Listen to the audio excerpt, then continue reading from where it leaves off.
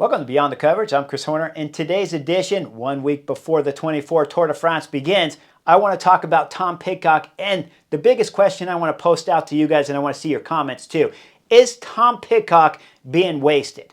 When I woke up this morning and I'm flipping open the news channels, the cycling news channels out there, I see Tom Pidcock just got done winning the short track over at Trans-Montana, the 5th round of the UCI World Cup Series, Mountain Bike World Cup Series, excuse me. And I sitting there as I'm on the Chesterfield and I'm thinking dumbfoundedly, like, why would he be at the short track mountain bike event right now in Switzerland? Why would he be racing there instead of doing a full-on recovery after Tour of Swiss, followed by a fabulous bit of training, followed by 3 days of recovery before the Tour de France starts in 1 week time? When I look at that, to put this in perspective to you guys, Tom Pidcock has won 5 races in 4 seasons. He has some fantastic wins, there's no doubt about it. The Principale way back 4 years ago. After that, he won a stage at the Tour de France in 2022. Then he's won Amstel Gold, and he's won Strade Bianche. On top of that, he has a stage at Algarve.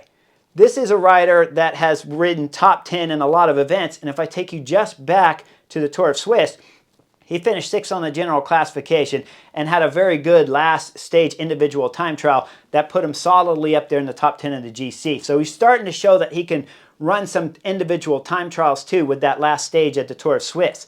But then, if I take you back to Dauphiné that finished before Tour of Swiss did, I told you then that they had basically all the riders doing Dauphiné had about 10 days recovery before the Tour de France started. Well, excuse me, 10 days of training before the Tour de France started. Few days recovery after Dauphiné, followed by 10 days of solid training, followed by 3 days before the Tour de France started. When you start talking about Tour Swiss, that gets a little bit thinner right there because you had less than 2 weeks, less than 14 days to get ready for the Tour de France. So you would need 2, possibly 3 rest days coming after Tour of Swiss. Then you would have 4, 5, 6 days of solid training. Then you're coming into Wednesday where they'll be at the Tour de France presentations. They'll be arriving there at their hotels. Presentation will be on Friday. They'll be racing on Saturday. So it's a very limited time and precious time if he did Tour of Swiss to get ready for the Tour de France.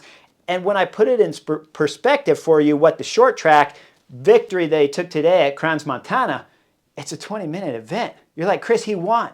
But I still got to wonder, are the sponsors, our Team Ineos, is Tom Pidcock himself, are they really wasting his effort?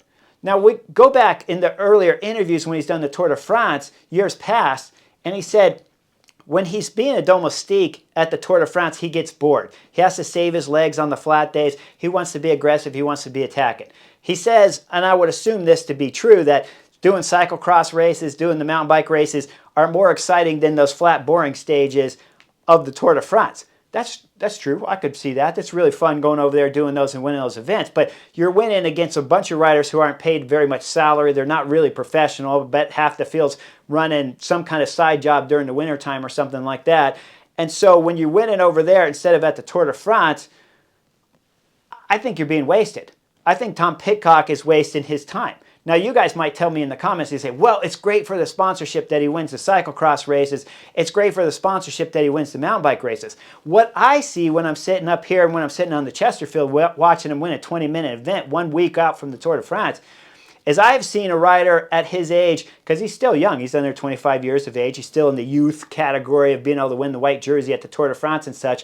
But what I see out of Tom Pidcock with his victories that he has, with his ability at times to be able to ride with Tadej Pogacar for moments before he blows everybody up, because he's the last guy sitting there on his wheel. He's the last guy in Remco Evenepoel's wheel when we're watching Liège Best on Liège last season.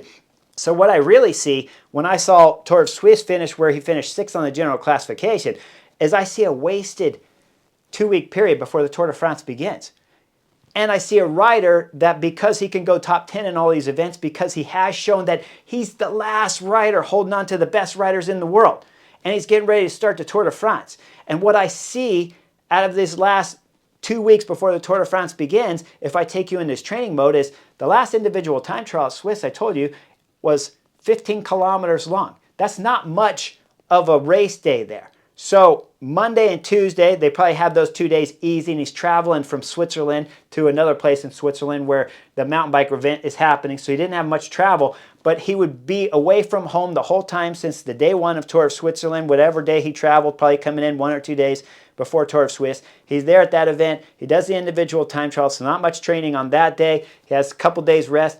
That gets him into Wednesday. He can train on Wednesday pretty good, but Thursday, when you're getting ready for a mountain bike event on Saturday and Sunday, 1 week before the Tour de France, it's ridiculous. But if Thursday, you would most likely be on your mountain bike, getting used to your mountain bike so that you can go in to the round 5 of the World Cup Series and win the short track. And I would imagine he's racing the cross country tomorrow, but I don't know that as fact.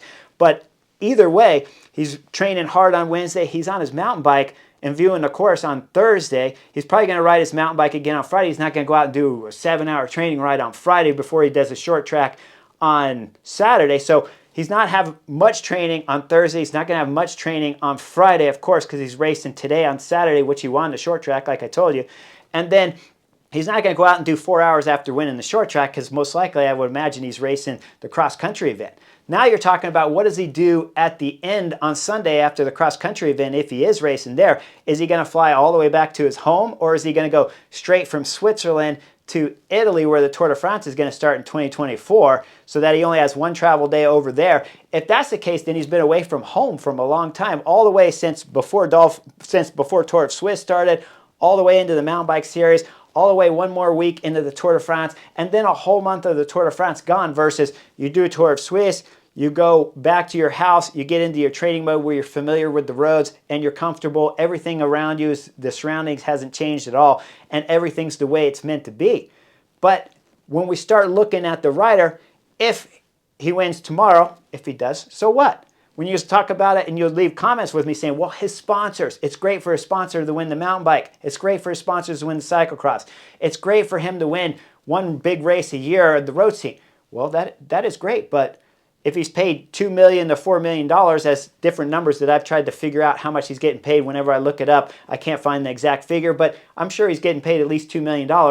And you think about it, if he didn't ride this last week and get ready for the short track event, if he had trained more, if he comes into the Tour de France, and if he starts as one of the guys who can win the Tour de France, would he really be that bored? Does he need the mountain bike event? Does he need the cyclocross racing if he was on the top level form of Tadej Pogacar? Now, when I was first a professional and I was riding for Nutrifig back in 1995 and then later in 1996 when I started winning a lot of stuff domestically, it took switching over in the mind to really get yourself to want to sacrifice 100% for the road. Want to go out and do 500, 600, 700 mile weeks of training. When we look at a lot of riders' programs, if I look at Brandon McNulty and pull up his Strava stuff for you right now, that kid went out and did 100 miles in 4 hours and 20 minutes. He's averaging 295 watts out there. He's dedicating everything he can for the road, while riders like Tom Pidcock, who are going to the Tour de France, Brandon McNulty's not even doing the Tour de France. He's getting ready for the Olympics that's in a month time after the Tour de France finishes. But Tom Pidcock's off doing mountain bike events. And so when I take you back to those early years, it took a little bit for it to click in my mind that, hey, I'm willing to sacrifice every day of the week for my road scene to get better and better and to be riding at the front of the group.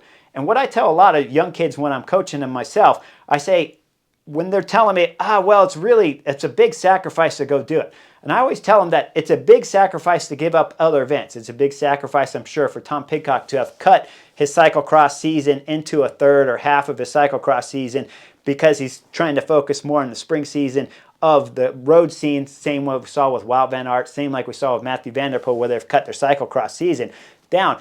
But once I gave that 100% devotion to the road, like I did in 1996, riding for Nutrifig, and started being in the front of the group, started winning 13 races that season, all the big races domestically, and never out of the front group. Once I started winning that much, as I've told some of the young kids when I'm coaching, once you're in the front group, once you're doing the group rides, smashing the group rides down at the Swami's ride down in San Diego, California, when you're riding the Wednesday ride and you're riding the Saturday ride and the Wednesday tri ride, and you got the best triathletes in the world and you're smashing them on the Wednesday ride going up the coast, then you're going to the weekend races and you're smashing guys, and then you're going to the big one-day races in the U.S. and the big stage races in the U.S., and you start smashing guys and you're always at the front.